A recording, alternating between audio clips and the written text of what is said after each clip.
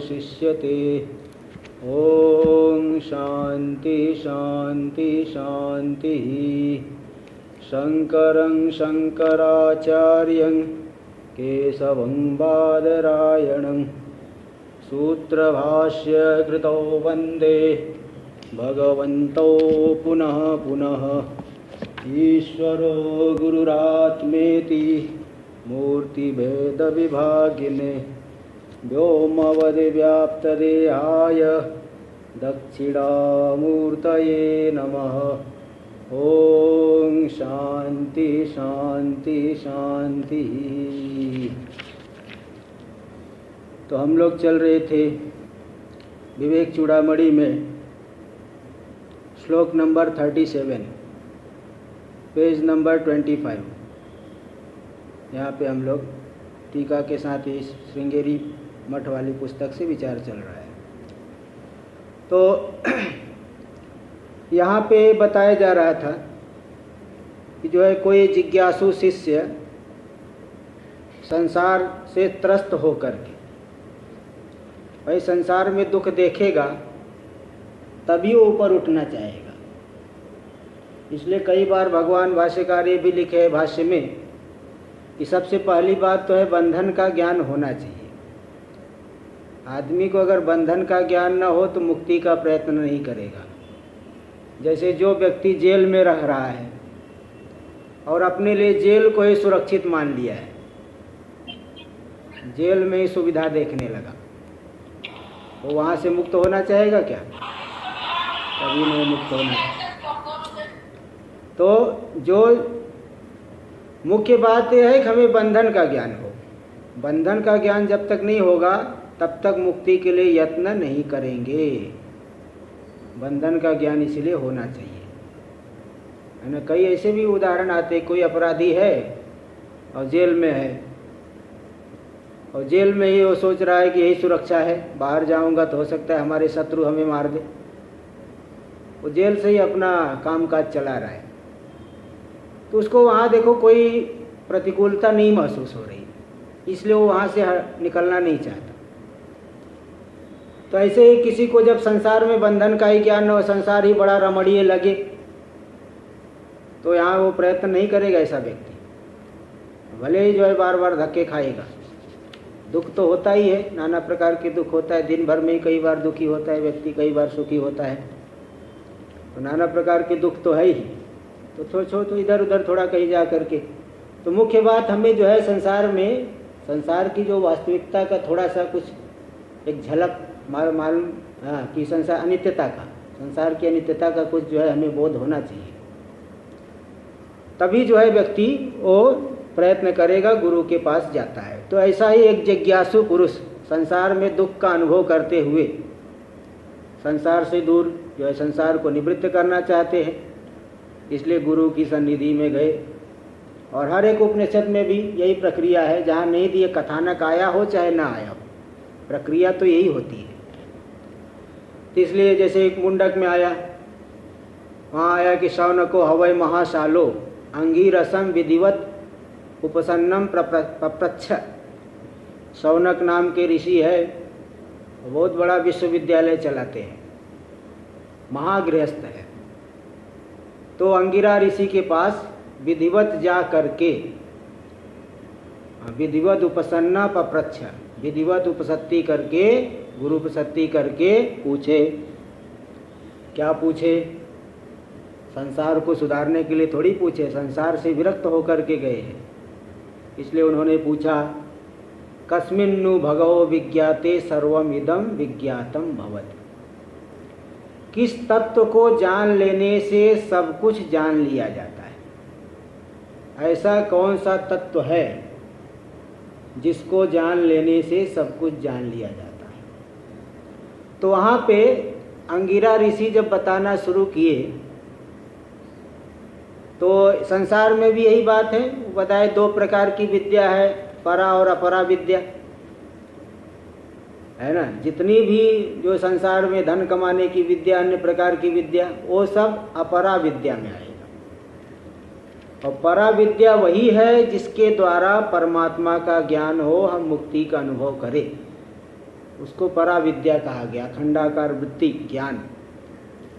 तो 2 विद्या वो है, ऐसा उन्होंने वहाँ बताया। ऋग्वेद, यजुर्वेद, सामवेद, अथर्ववेद सब अपरा के अंतर्गत आ गए, मतलब ज्ञान कांड को छोड़ करके।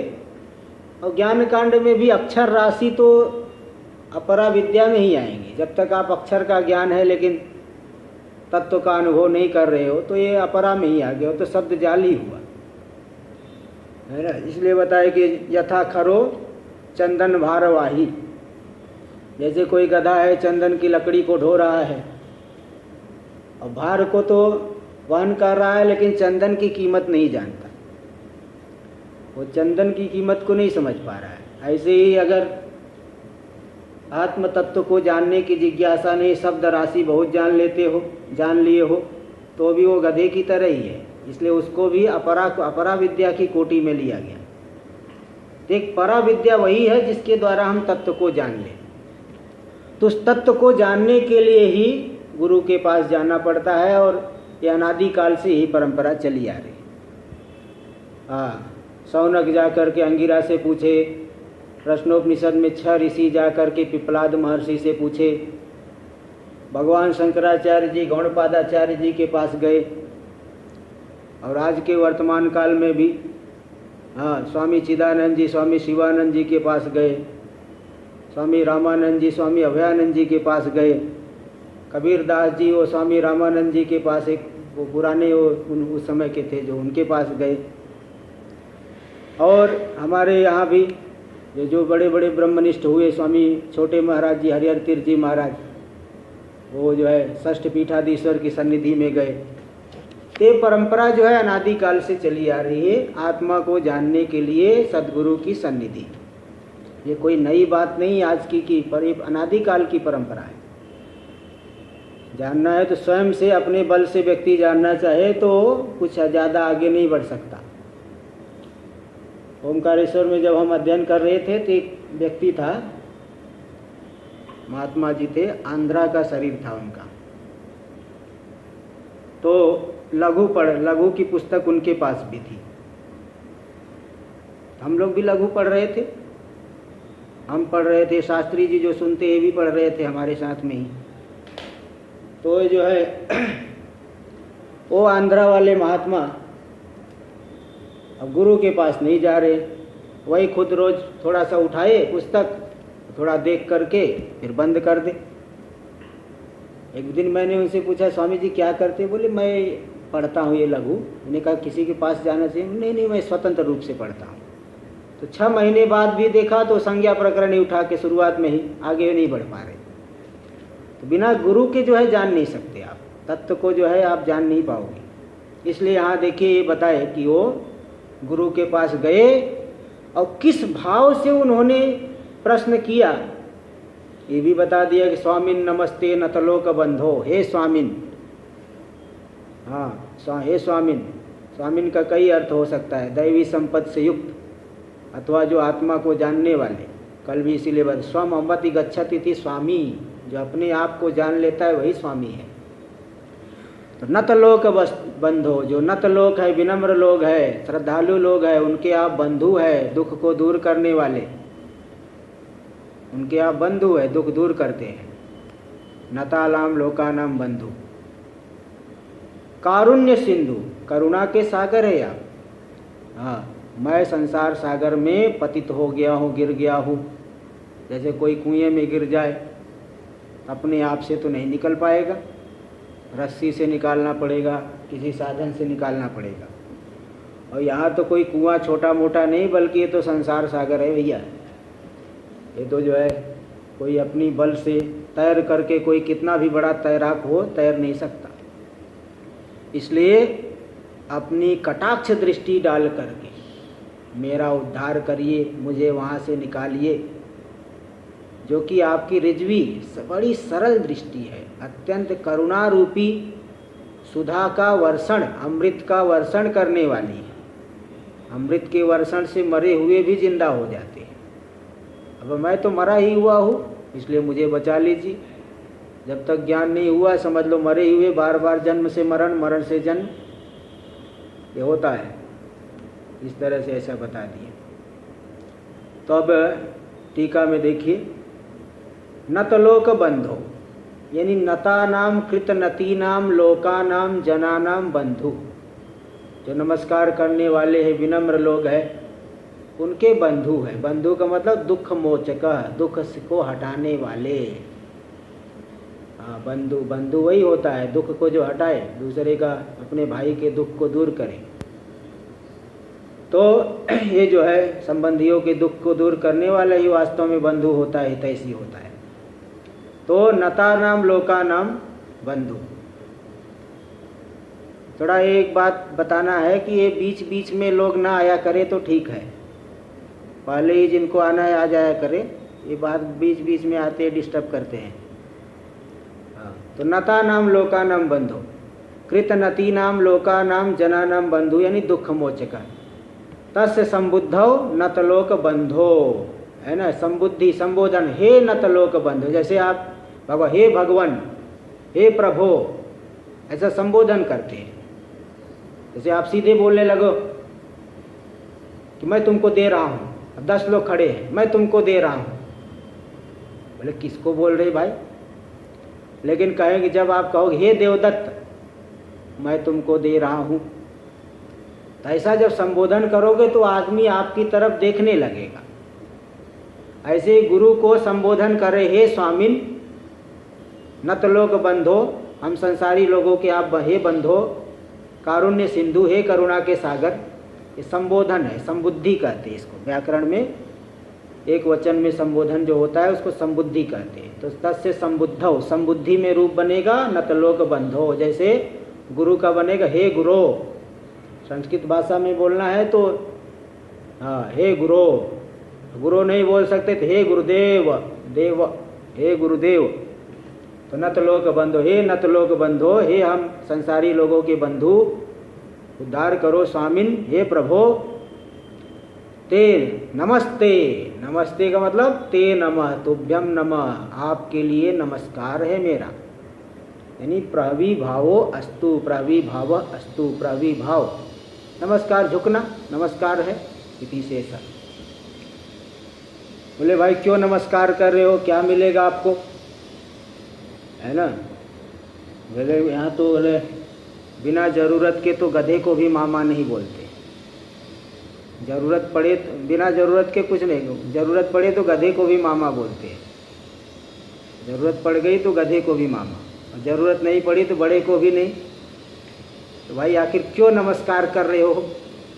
तो बोले नमस्कार यतस्त्वम नतलोक दुख मोचकः, जो नमस्कार करने वाले हैं उनको दुख को आप दूर करते हो, इसलिए मैं आपको नमस्कार करता हूँ, नमस्कार कर रहा हूँ।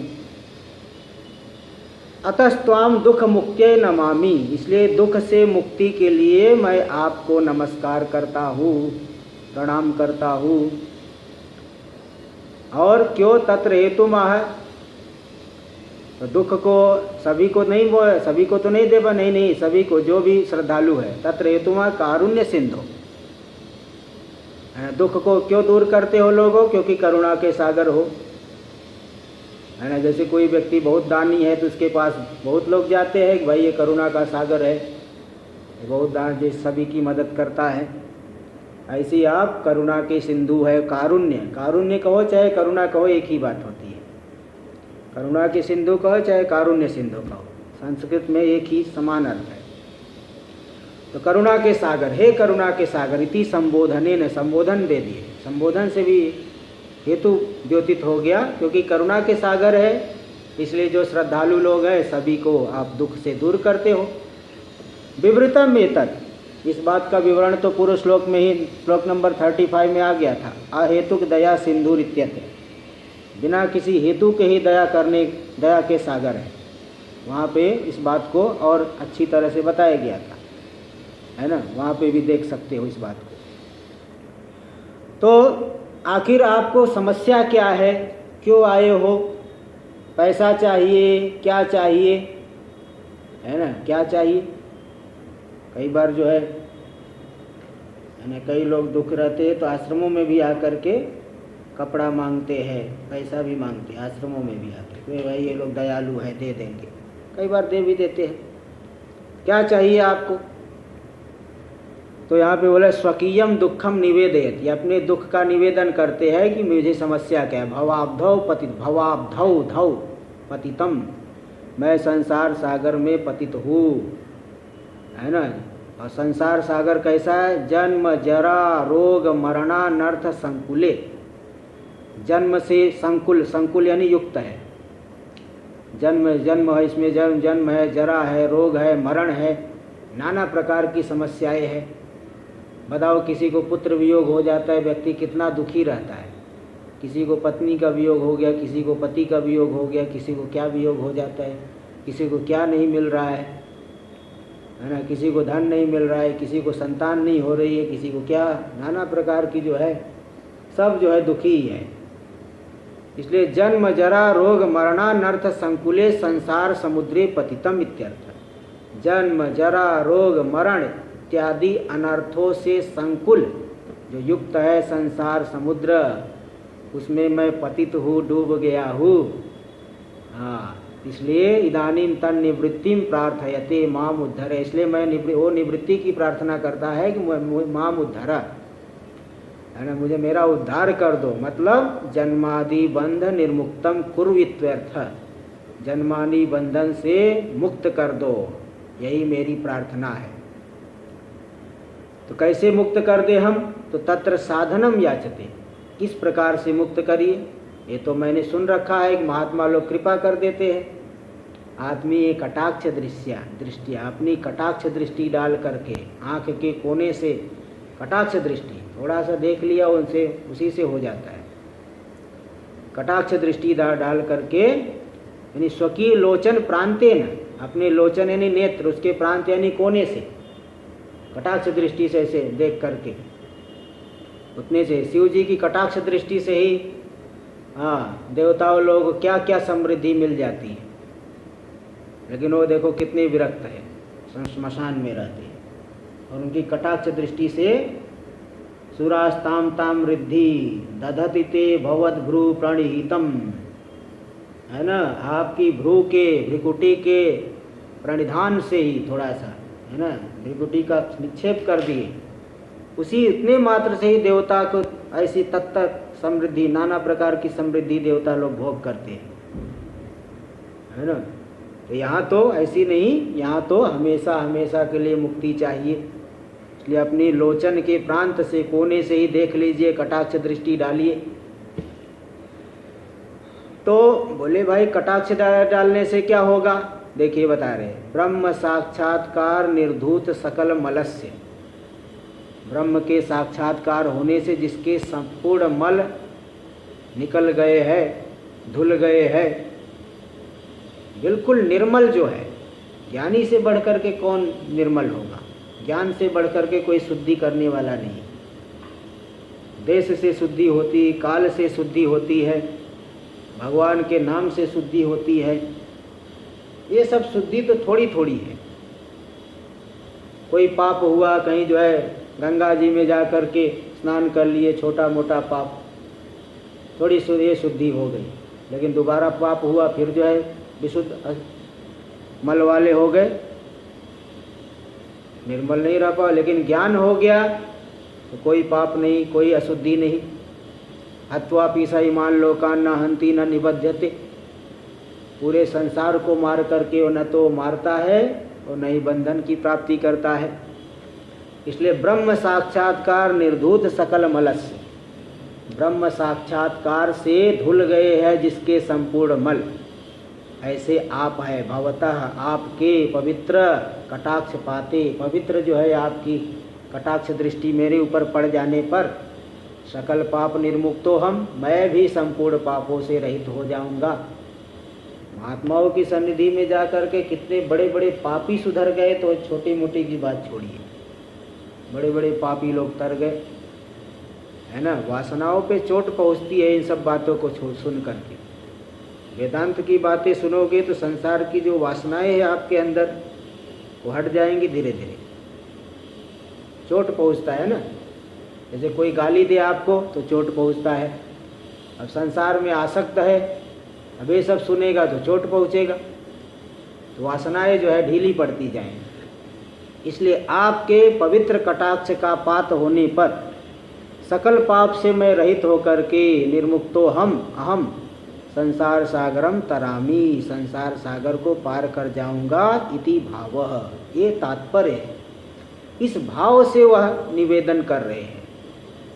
उक्तम ही अन्यत्र भी कहा गया है, यस्यानुभवम पर्यंता बुद्धि सत्वे प्रवर्तते। हाँ, तदृष्टि गोचरा सर्वे मुच्यन्ते सर्वकिल विषय।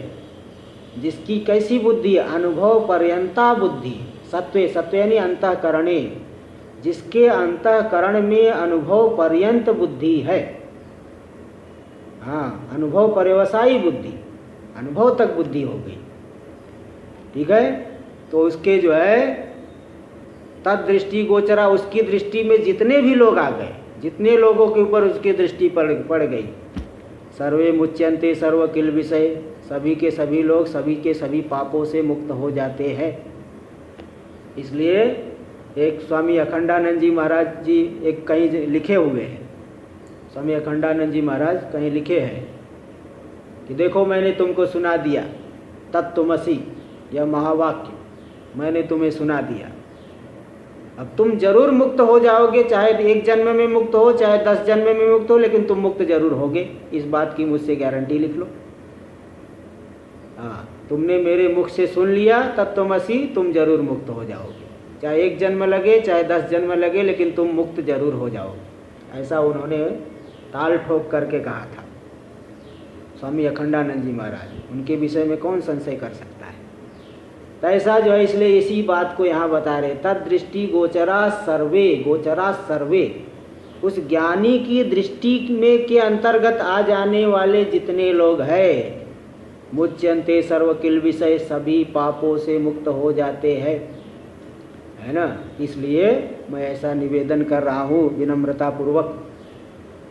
एतेन, तो इस तरह से शिष्य का जो समर्पण से क्या सिद्ध हो रहा है, गुरु साक्षात पुरः न स्थेयम, ऐसा नहीं कि गुरु के सामने जा कर के सीधे अकड़ करके खड़े हो गए, अकड़ करके नहीं खड़ो ना, वहाँ विनम्रता से प्रणाम करना है ना, झुक करके रहना है। गुरु साक्षात पुरः न स्थेयम, गुरु के पुरः यानी सामने, सीधे सीधे अकड़ करके नहीं खड़े होना है, वहाँ पे जाके विनम्रता से रहना है। महापुरुषों की सन्निधि में जो है बहुत नियम से रहना पड़ता है। इसी प्रकार पाठ भी आप लोग सुन रहे हो तो थोड़ा एकाग्रता से सुनो, उसमें उसके दौरान बात मत किया करो। भाई ये इसको ब्रह्म विद्या है, इसमें इसका आदर नहीं करोगे तो क्या, फिर क्या मतलब आपको मिलेगा। हम लोग भी एकदम नियम से, मेरा एक नियम है कि मेरे पाठ के बीच में अगर किसी प्रधानमंत्री का भी फ़ोन आए तो मैं सुनूंगा नहीं, लाखों रुपए का नुकसान हो जाए, पाठ के बीच में मैं फ़ोन दूसरे का सुनता नहीं, मैं नियम में पहले से बांध के रखा हूँ। इसलिए कोई विद्यार्थी हमारे सामने बैठता है, कोई भी महात्मा, उसकी हिम्मत नहीं है कि वो पाठ के बीच में फ़ोन खोल दे, फ़ोन सुनने लगे दूसरे का, सीधे निकाल देंगे उसको। इतना मेरा नियम है। भाई कुछ आपके अंदर त्याग ही नहीं होगा तो कैसे, मतलब क्या आप आगे बढ़ोगे, समझ में नहीं आ रहा है मुझे। त्याग होना चाहिए, इसके लिए महत्व होना चाहिए, इसलिए बार बार बताया जाता है। इसलिए पाठ के बीच में आप लोग आपस में बात न किया करें, मैं ये बार बार प्रार्थना करता हूँ। तो इसलिए ये तेन, तो ये देखिए विनय बता दी। भाई ये ब्रह्म विद्या है ना, यहाँ पे इसका आदर होना चाहिए। किंच, दूसरी बात एक और देखिए अर्थ करे, संपूर्णावलोकनम कटाक्षपात एव। कटाक्षपात का मतलब संपूर्ण अवलोकन, आप मुझे भी संपूर्ण रूप से देख दीजिए, संपूर्ण दृष्टि डाल दीजिए, यही कटाक्षपात।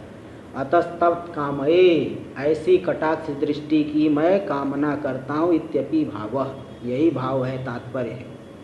संपूर्ण अवलोकनम, संपूर्णावलोकनम है ना, संपूर्ण अवलोकन। अब इसका तात्पर्य क्या, आगे देखिए स्वयं बता रहे, नित्य शुद्ध ब्रह्मानंद मग्नस्य मनस, नित्य शुद्ध ब्रह्मानंद में जो मग्न है पुरुष, मग्नस्य उसका जो मन है, मनस चक्षु प्रांत द्वारा पूर्णतया मयि पाते, चक्षु के कटाक्ष के कोने से अगर उसका मन मेरे ऊपर आ गया, लग गया, ब्रह्मानंद में मग्न जो है, ऐसा जो ज्ञानी का मन, उसका वह मन चक्षु के माध्यम से पूर्ण रूप से मेरे ऊपर अगर पड़ गया तो सर्वथापि पूतः, पूरी तरह से मैं पवित्र हो करके दुख विमुक्तो भवेयम, अहम, दुख से मैं विमुक्त हो जाऊंगा, अहम इति भावः, ये तात्पर्य है। इस तरह से कटाक्ष दृष्टि मेरे ऊपर डालिए आप। यद्वा आत्मी कटाक्ष दृष्टिया, अथवा अपनी कटाक्ष, एक दूसरा अर्थ कर रहे हैं, अपनी कटाक्ष दृष्टि के द्वारा मतलब स्वकीय सानुग्रह वीक्षणेन, अपने अनुग्रह से युक्त वीक्षण के द्वारा, दृष्टि के द्वारा, कृपा से युक्त दृष्टि के द्वारा मुझे जो है संसार सागर से उद्धार करिए। और उस दृष्टि का विशेषण है स्वभाव सरलया, कल भी अर्थ बताया था कि वक्र नहीं है, जैसे अन्य लोगों की दृष्टि वक्र है, अन्य जो है संसार में आसक्ति, किसी का अनिष्ट कर देंगे, किसी के पैर पे कुल्हाड़ी मार देंगे, किसी को फायदा पहुंचा देंगे। ये दृष्टि सरल नहीं रहती, वक्र रहती है, क्योंकि विषयों से पराजित होने वाली दृष्टि है। किसी सुंदर विषय को देख करके चमक आ जाएगा आंखों में, लालायित हो जाएगा, है ना। लेकिन ये ऐसे नहीं है, सरल दृष्टि है, क्योंकि विषयों से पराजित होने वाली दृष्टि नहीं है, विषयों से ऊपर उठ गए, इसलिए रिजवी है, स्वभाव सरलया, स्वाभाविक रूप से जो सरल है। तद विशेषणेन, ऐसा विशेषण देने से ये बता दिए कि यथा लोके अगाध जल पतितः, लोक में जैसे अगाध जल में पतित हो गया कोई व्यक्ति, रिज्विम रज्जुम यष्टिम व अवलंब्य, एक सरल रस्सी को अथवा यष्टि डंडे को पकड़ करके ऊपर आ जाता है, जल में गिर गया है, उसको रस्सी फेंक दिए, रस्सी पकड़ के निकल जाता है, अथवा डंडा पकड़ा दिए, डंडे को पकड़ के निकल जाता है, उद्धृतो भवत। तथा हम भवत कटाक्ष दीर्घम अवलंब्य, इसी प्रकार आपकी कटाक्ष, दीर्घ कटाक्ष को बीच बीच में गुरुजी जो कटाक्ष डालेंगे, उस दीर्घ कटाक्ष का अवलंबन लेकर के संसाराभ्युद्धृतो भवामी इति भाव व्यंजित, संसार सागर से मैं उद्धृत हो जाऊंगा, यह शिष्य का भाव है। शिष्य भी जो है काफी कुछ सुन के रखा है, इसलिए अपने भावों को प्रकट कर रहे हैं। एक उदाहरण और दे रहे हैं, सूर्य मंडलाद्वा दीपाद्वा किरणा पुंजी भूय, सूर्य मंडल से अथवा दीपक से जैसे किरणें इकट्ठी हो करके निकलती है, रज्जुवद यथा, जैसे रज्जु है कई लड़ियां मिला करके मजबूत रज्जु बन जाती है, इसी प्रकार जैसे सूर्य मंडल से अथवा दीपक से किरणें जो है इकट्ठी होकर के निकलती है। तथा चक्षुषोपि तेजस्त्वात्, इसी प्रकार चक्षु भी तेजस द्रव्य है। अपंचीकृत जो अग्नि है उसके सात्विक अंश से चक्षु बना हुआ है। तो अग्नि जो पंचीकृत अग्नि है, बताओ कितना शुद्ध दिखती है, और जो अपंचीकृत है केवल अग्नि है, उसके सात्विक अंश से जो चक्षु बनी है कितनी जो है उसमें तेज होगा। इसलिए चक्षुषोपि तेजस्त्वात्, चक्षु भी तेज रूप होने से वहाँ पे निष्क्रांता रश्मय, उससे निकलने वाली जो रश्मियाँ है ये तस्मिन् संक्रांता, इस शिष्य में भी संक्रांत हो जाएगी, है ना। इसलिए ब्रह्मनिष्ठ मन संयुक्तत्वाद एनम उद्धरंती, ब्रह्मनिष्ठ के मन से जुड़ी होने से, उसका शुद्ध मन से जुड़ी होने से इसका उद्धार कर देंगी, है ना, वहाँ से उद्धार कर देंगे। भाई देखिए कोई बीमारी है, बीमार व्यक्ति है, तो उसके पास दूसरे को नहीं बैठने देते, भाई जीवाणु कीटाणु उसके आ जाएंगे हमारे अंदर। अब ब्रह्मज्ञानी की सन्निधि में रहेंगे तो उसके भी तो जीवाणु कीटाणु हमारे अंदर आएंगे कि नहीं, उसकी जो है शुद्ध भाव हमारे अंदर आएगा, इसलिए उद्धार कर देंगे शिष्य को। उद्धार तो ऐसे ही तो होता है, उद्धार शुद्ध माहौल में रहने से बुद्धि वृत्ति सुधरती रहती है, सुधर जाती है धीरे धीरे। अति कारुण्य सुधा विवृष्टिया, अति का अत्यंतम कारुण्यम, कारुण्य नहीं करुणा, अति कारुण्यम तदेव सुधा, वही अत्यंत करुणा रूपी जो सुधा है, अमृत है। बोले करुणा को आपने अमृत कैसे कह दिया, रूपक ऐसा क्यों दिया आपने, करुणा अमृत है क्या? तो बोले देखिए अमृत क्यों है, सकल ताप हारकत्वा सुधा। गुरु जी की जो करुणा है संपूर्ण तापों को हटा देने वाली है, हरण कर लेने वाली है, इसलिए वह भी सुधा ही है, अमृत ही है।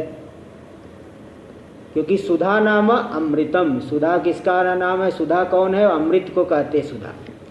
और तस्य अभितो वृष्टि, उसकी अभितो पूरी तरह से वृष्टि, चारों तरफ से वृष्टि, यस्याम दृष्टियाम, जिस दृष्टि में होती है, जिस दृष्टि के माध्यम से होती है। सा अति कारुण्य सुधा विवृष्टि, अत्यंत कारुण्य सुधा का अभिवर्षण करने वाली दृष्टि है ना। करुणा रूपी अमृत का वर्षण करा के शिष्यों को जन्म मरण उनको दूर कर देंगे। तया अति कारुण्य सुधा विवृष्टिया, उदाहरण दे रहे हैं, आगे बता रहे, अमृता विवर्षणेन पुरुष जरा मरणादि वर्जितो भवति इति प्रसिद्धम। ये प्रसिद्ध है, अमृत के वर्षण से पुरुष जो है जरा मरण आदि से रहित हो जाता है। क्योंकि उदाहरण रामायण में आता है, युद्धे मृता वानरा, वानर लोग युद्ध में अमृत हो गए थे, मर गए थे कई। इंद्र कारिता अमृत वर्षणेन उज्जीविता, इंद्र के द्वारा कराई गई अमृत वर्षा से जीवित हो जाते थे, जीवित हो गए। इति रामायणे प्रसिद्धम, रामायण में प्रसिद्ध है। इसी प्रकार ये देखो संजीवनी विद्या भी ऐसे ही है, उसका प्रयोग कर दिए, उसका वर्षण कर दिए तो जी जाते हैं, जिंदा हो जाते हैं। देवासुर संग्राम में देवताओं के गुरु है बृहस्पति और असुरों के गुरु है शुक्राचार्य। तो शुक्राचार्य के पास संजीवनी विद्या, अमृत विद्या, वो अमृत विद्या से जब उस युद्ध में देवासुर संग्राम में जितने असुर लोग मरते थे, वो शुक्राचार्य संजीवनी विद्या, अमृत विद्या का प्रयोग करके वो उन सबको जिंदा कर देते थे। और बृहस्पति के पास जो है ऐसी विद्या नहीं थी, तो देवता लोग बड़े निराश हुए, क्या किया जाए। अब बताओ, असुर जितने मर रहे वो सब जिंदा हो जा रहे, हम लोग मर रहे, हमको कोई पूछने वाला नहीं। तो देवता लोग बड़े निराश हुए। तो जो है निराश होकर के देवता लोग फिर शुक्राचार्य, ये बृहस्पति के पुत्र का नाम था कच्छ, कच्छ से प्रार्थना की कि देखो भाई तुम ही हम लोगों को बचा सकते हो, तुम येन केन प्रकारेण जा करके शुक्राचार्य से इस विद्या को प्राप्त करो। उसकी प्राप्ति के लिए क्या करना पड़े, 1000 वर्ष तक ब्रह्मचर्य पूर्वक निवास वहाँ करना, गुरु की सेवा करना, फिर आपको देंगे। तो कच्छ जा करके वहाँ पे ये भी बता दिए कि वो शुक्राचार्य की एक पुत्री है, उसका नाम है देवयानी, उसको भी प्रसन्न रखना, ब्रह्मचर्य पूर्वक रहना, उसको भी प्रसन्न रखना। तो कच्छ जा करके वहाँ पे 1000 वर्ष तक सेवा किया था। और देवयानी, शुक्राचार्य जी के प्राण तो देवयानी में ही बसते थे, उसको उनकी अपनी पुत्री बहुत प्यारी थी। तो कच्छ जो है उसको भी खुश रखे, नाच गा करके जो है उसको भी खुश रखता था, पूजा के लिए फल फूल ला करके देता था, इससे वो भी खुश रहती थी, प्रसन्न रहती थी। तो शुक्राचार्य जी अपना कई बार दानवों ने उनको कच्छ को मारा, मार करके जो है फेंक देते थे, लेकिन शुक्राचार्य जी संजीवनी विद्या से उनको जिंदा कर देते। आखिरी में उनको देना पड़ा, कच्छ को संजीवनी विद्या दिए, फिर देवताओं में भी संजीवनी विद्या आ गई। इस तरह से जैसे अमृत है ना, वो मरे हुए को जिंदा कर देता है। रामायण में भी ये दृष्टांत आया और देवासुर संग्राम में भी आता है।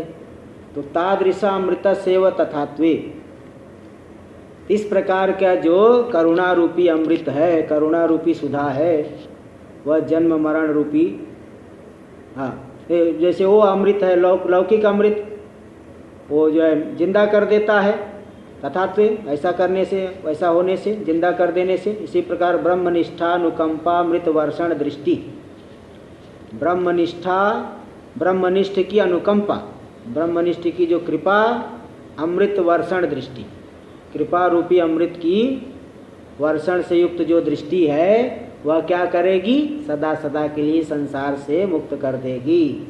असंकुचित जरा मरणादि वर्जितत्वम दास्यति इति भाव।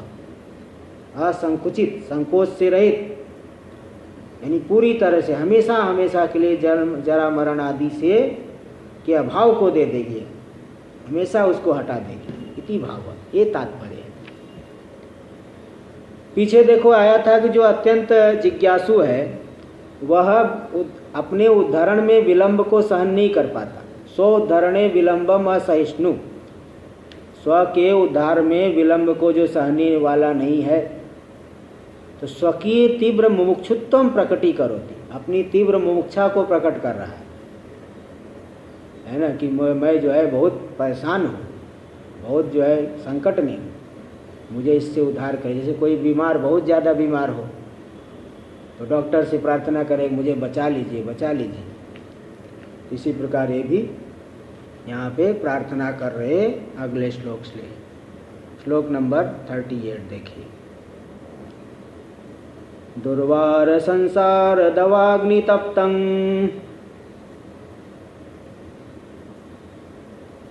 दोधूयमानं दुरदृष्टिवातैः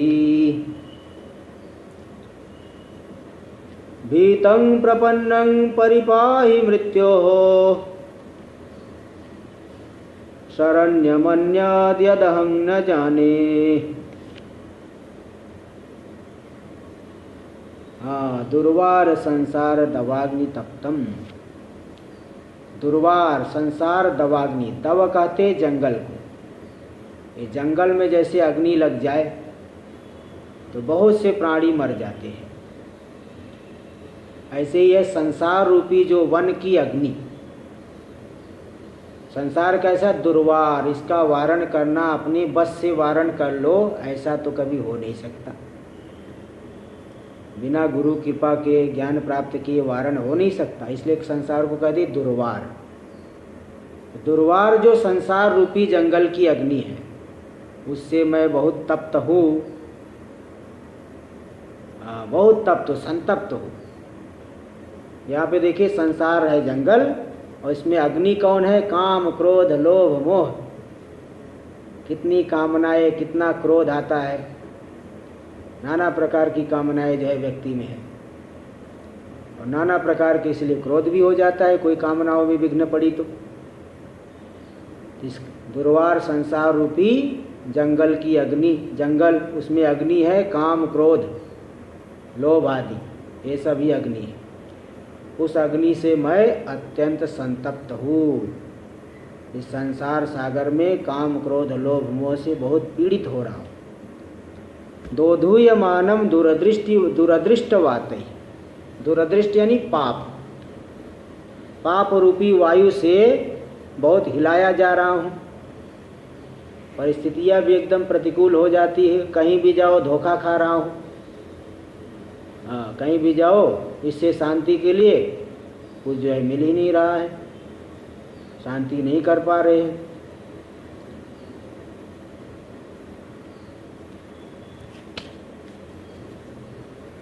तो दुर्वार संसार दवाग्नि तप्तम,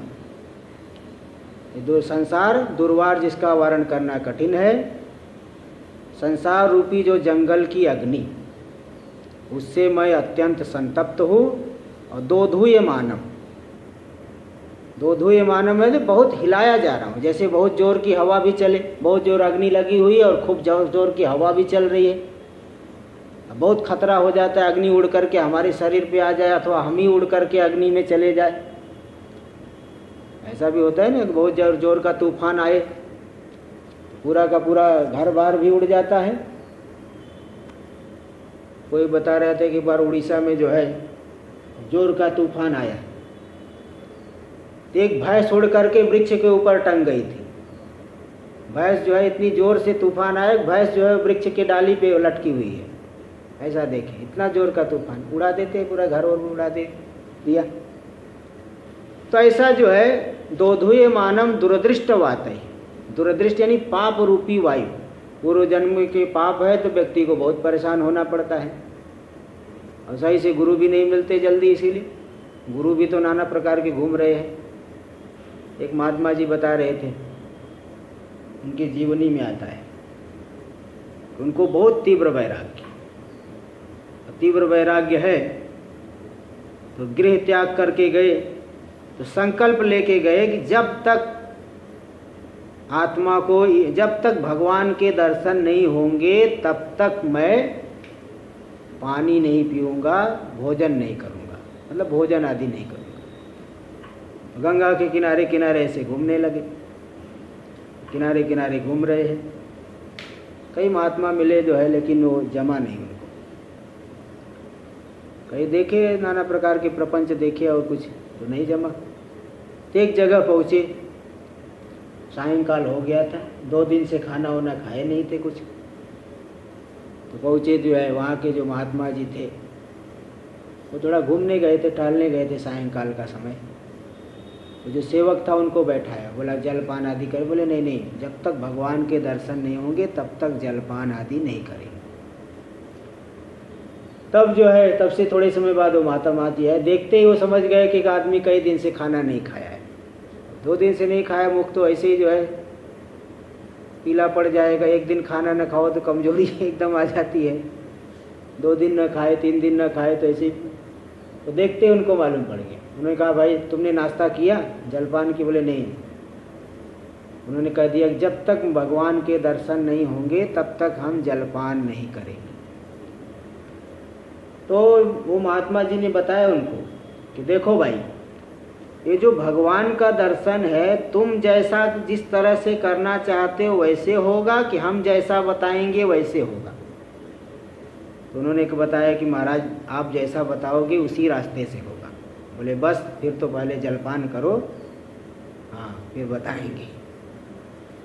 अब सोचिए, सीधे आप सोचो कि खाना पीना छोड़ करके बैठ जाएंगे, भगवान को आना पड़ेगा, ऐसा कुछ नहीं होता है। बहुत ज़्यादा भक्त हो तो भगवान आ भी जाएंगे, ऐसी कोई बात नहीं। लेकिन यह है कि ये कोई रास्ता नहीं है। इसलिए यहाँ कहे कि बार बार जगह जगह धक्के खा रहा हूँ, दुरदृष्ट पाप रूपी वायु से कंपाया जा रहा हूँ, बारंबार धक्के खा रहा हूँ। भीतम, अत्यंत भयभीत हूँ। प्रपन्नम, आपकी शरण में आ गया हूँ। परिपाही मृत्यु हो, मृत्यु जैसे जंगल में व्याघ्र आदि होते मृत्यु के कारण बन जाते हैं, इस संसार रूपी जंगल में इस मृत्यु रूपी व्याघ्र से मुझे बचाइए। ये छोड़ेगा नहीं, नहीं तो मुझे। शरण्यम अन्यद यदहम न जाने। शरण्यम, शरणम ददाती थी शरण्यम, शरण आपके जैसा रक्षक, संसार सागर से बचाने वाला, संसार रूपी जंगल से बचाने वाला दूसरा कोई रक्षक शरण मैं नहीं देख रहा हूँ, मुझे जानने में नहीं आता है। आप ही मुझे बचा सकते हो। इस तरह से अपनी तीव्र मुमुक्षा को वह शिष्य प्रकट कर दिए।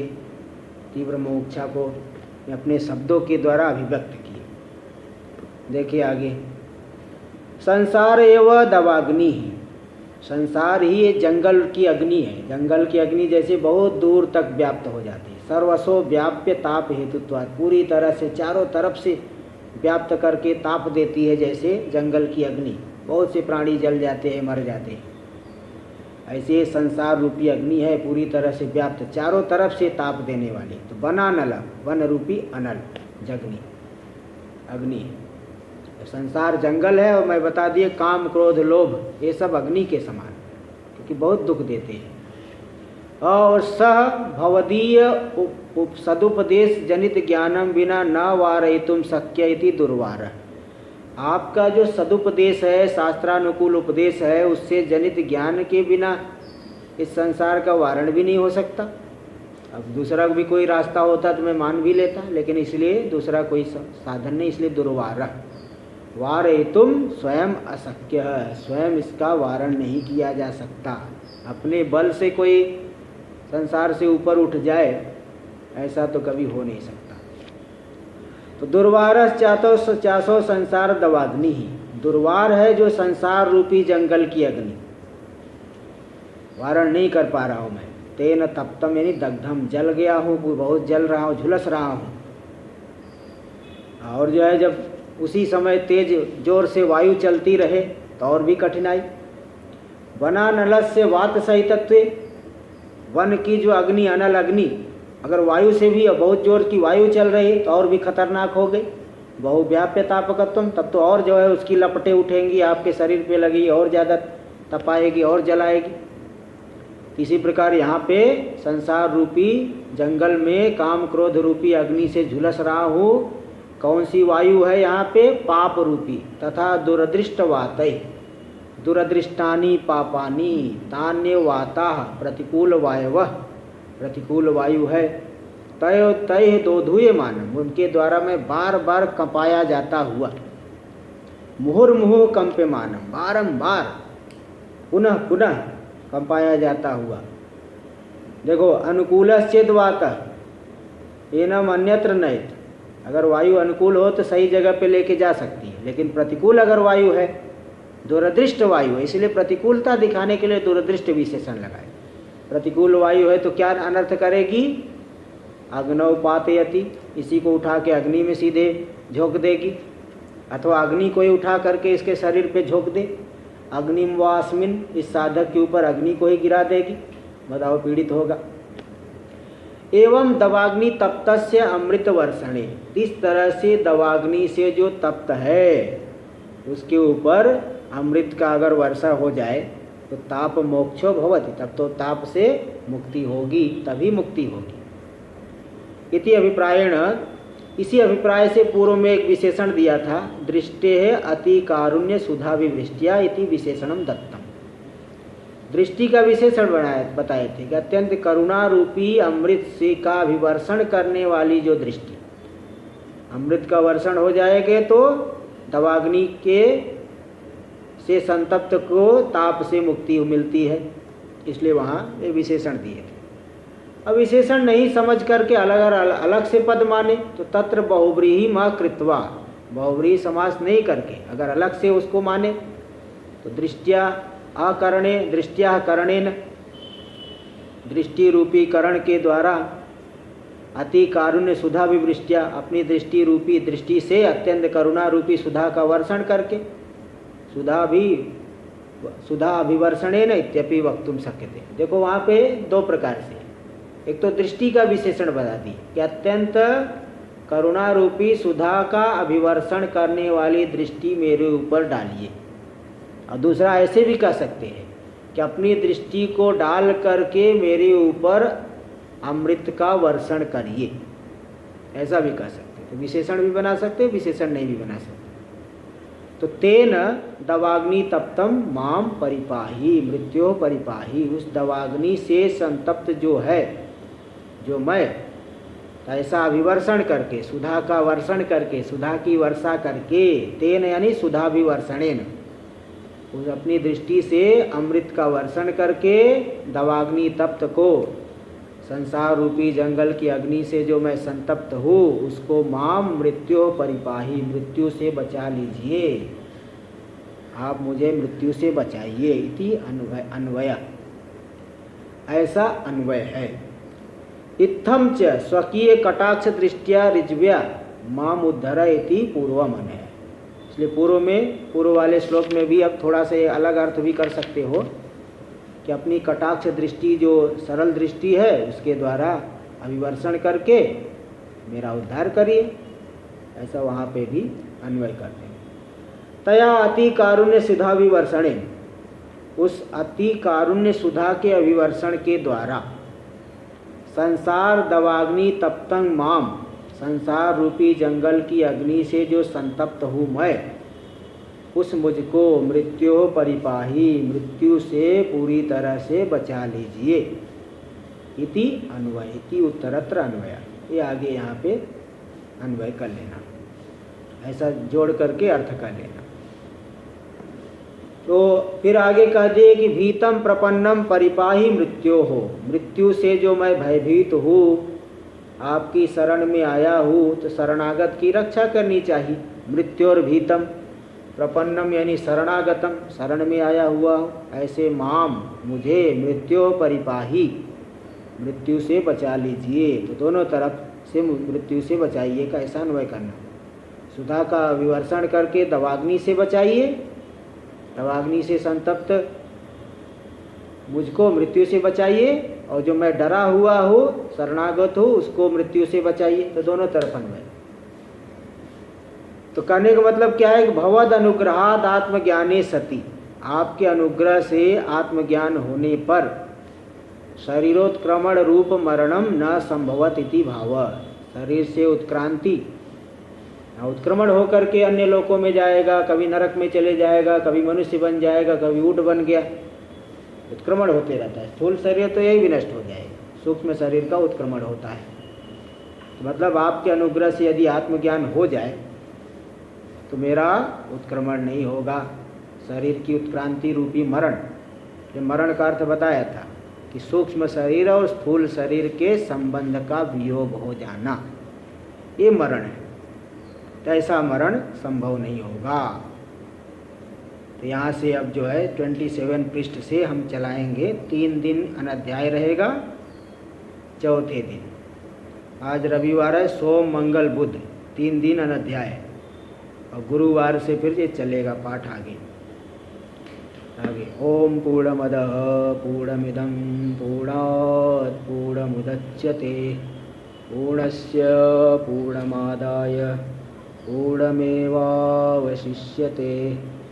ओम शांति शांति शांति।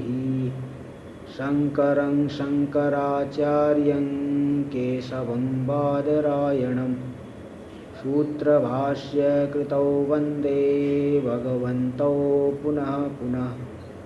ईश्वरो गुरुरात्मेति मूर्तिभेदविभागिने व्योमवद्व्याप्तदेहाय